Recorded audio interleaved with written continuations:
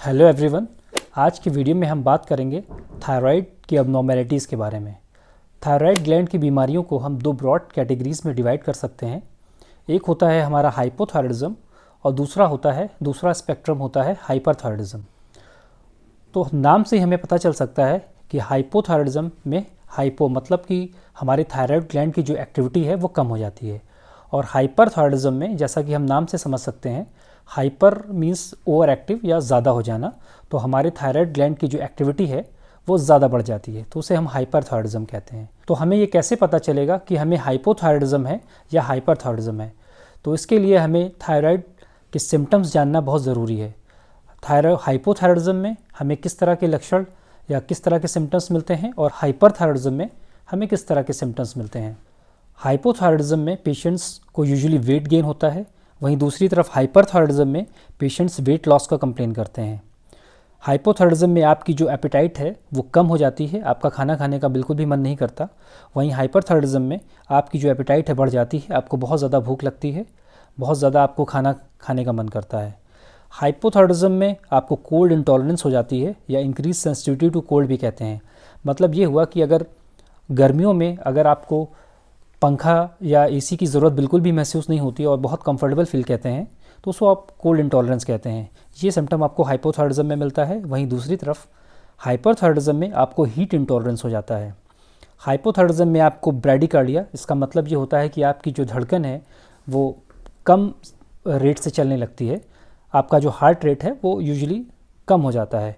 वहीं हाइपरथायराइडिज्म में आपको टैकीकार्डिया मिलता है, मतलब आपकी जो दिल की धड़कन है वो बहुत तेज़ तेज़ चलती है। थायराइड हार्मोन्स का एक बहुत इंपॉर्टेंट फंक्शन ये भी होता है कि हमारी जो इंटेस्टाइन की मोटिलिटी है उसको कंट्रोल करती हैं।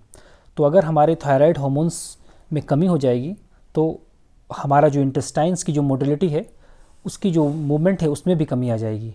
इस वजह से हमें हाइपोथायराइडिज्म में कॉन्स्टिपेशन मिलता है। वहीं दूसरी तरफ जो हाइपरथायराइडिज्म में थायराइड ग्लैंड्स से बहुत ज़्यादा थायराइड हार्मोन निकलने की वजह से इंटेस्टाइन में मोटिलिटी बहुत ज़्यादा हो जाती है, जिसकी वजह से हमें डायरिया होता है। हाइपोथायराइडिज्म में हमें ओवर टायर्डनेस और बहुत ज़्यादा वीकनेस महसूस होती है। ऐसा क्यों होता है?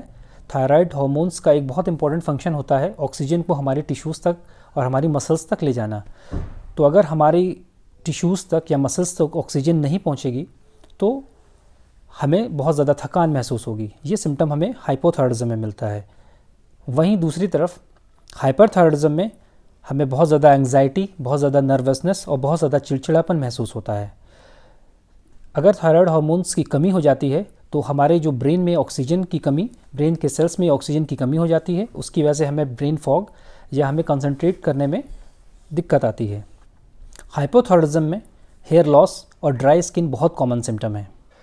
इसके अलावा हम थायराइड हार्मोन्स की स्क्रीनिंग के लिए TSH लेवल्स भी चेक कर सकते हैं, जिसका फुल फॉर्म होता है थायराइड स्टिमुलेटिंग हार्मोन। अगर हम TSH लेवल्स अगर हमारा अबनॉर्मल आता है तो फिर हम T3 और T4 लेवल्स भी चेक कर सकते हैं।